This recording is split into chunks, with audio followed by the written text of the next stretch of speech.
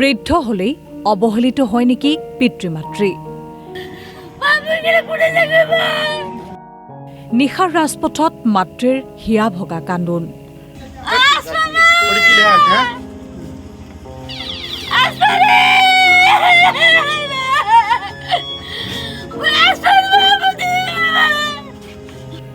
ধন সম্পত্তিৰ বাবে জন্মদাত্ৰী হ'ল গুৰুত্বহীন।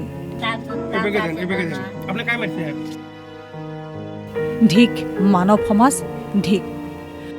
ধন সম্পত্তি থকালৈকেহে জন্ম দিয়া পিতৃ-মাতৃ একাংশ লোকৰ বাবে আপোন।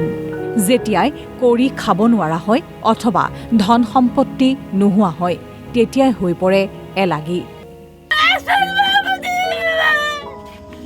ধুবুৰীৰ ৰাজপথত এগৰাকী বৃদ্ধ মাতৃৰ অসহায় চিঞৰ।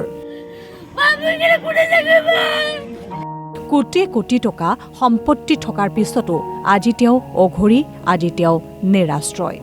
স্বামীৰ মৃত্যুৰ পিছত সম্পত্তি বিক্ৰী কৰি 2 পুত্ৰক টকা দিছিল মহিলাগৰাকীয়ে। কিন্তু টকা পোৱাৰ পিছতে জন্মদাত্ৰী হৈ পৰিল গুৰুত্বহীন। এটা বছৰে মাতৃৰ ওপৰত নিৰ্যাতন। ইয়াৰ ল'ৰা আছে 2টা, ছোৱালী আছে 3টা। সিহঁত এতিয়া কি হৈছে, মাটি বাৰী বহুত আছিল, মাটি বাৰী চব বিক্ৰী কৰি কিনে এতিয়া মাক মাৰধৰ কৰি আছে, ঘৰৰ পৰা ওলাই দি আছে। আজি এবছৰৰ পৰা মাজনক ঘৰত কোনে নাৰাখে। আজি ইয়াৰ ঘৰত 5 দিন, ইয়াৰ ঘৰত 5 দিন, কেতিয়াবা ৰাতিটো বাহিৰত থাকে। জীৱনৰ বিয়লি বেলাত মাৰপিট আৰু নিৰ্যাতনৰ সন্মুখীন হ'বলগীয়া মহিলাগৰাকীক উদ্ধাৰ কৰিছে স্থানীয় লোকে।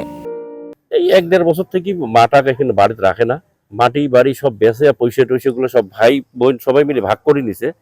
মাটা সারাদিন কান্দি থাকে।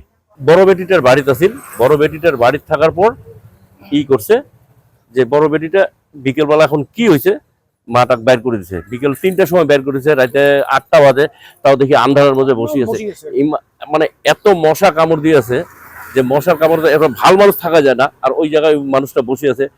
2 পুত্ৰৰ লগতে 3 কন্যাই কৰিলে অকলশৰীয়া। সন্তানক 9 মাহ 9 দিন গৰ্ভত ৰখা মহিলাক এৰিলে পথত। ডাঙৰ ল'ৰাজনৰ নাম নাজিৰ হোসেন আৰু সৰু ল'ৰাজনৰ নাম জাকিৰ হোসেন। একদম নিদিয়ে। হয়, এই ৰাস্তাৰ আমাৰ একদম ৰাস্তাৰ কাষতে এটা জমিন আছিল, এইটো বিক্ৰী কৰি কিনে পইচা পাতি লৈ লৈছে। মাৰ দোকান আছিল, দোকানখিনি 4 দোকান আছিল, মাটিখিনি 20 লাখ ওপৰত বিক্ৰী হৈছে। আৰু ঘৰুৱা মাটি যেটো আছে এটা 1 কোটিৰ ওপৰত বিক্ৰী হৈছে। ধুবুৰীৰ AM-কো ৰোডত এই চাঞ্চল্যকৰ ঘটনা সংঘটিত হয়। কুলাংগাৰ পুত্ৰৰ অকথ্য নিৰ্যাতন আৰু অত্যাচাৰ স্থানীয় লোকে সহ্য কৰিব নোৱাৰি কাষ চাপিল আৰক্ষীৰ। ঘটনাৰ শীঘ্ৰে ব্যৱস্থা গ্ৰহণৰ দাবী তুলিলে স্থানীয় লোকসকলে। এগৰাকী মাতৃৰ চকুপানীয়ে যদি পুত্ৰ আৰু জীয়ৰীৰ হৃদয় স্পৰ্শ কৰিব পৰা নাই তেন্তে সিহঁতক মানৱ বুলি কোৱাৰ যোগ্যনে? ধুবুৰীৰ পৰা চাহানুৰ ইছলাম, DY 365।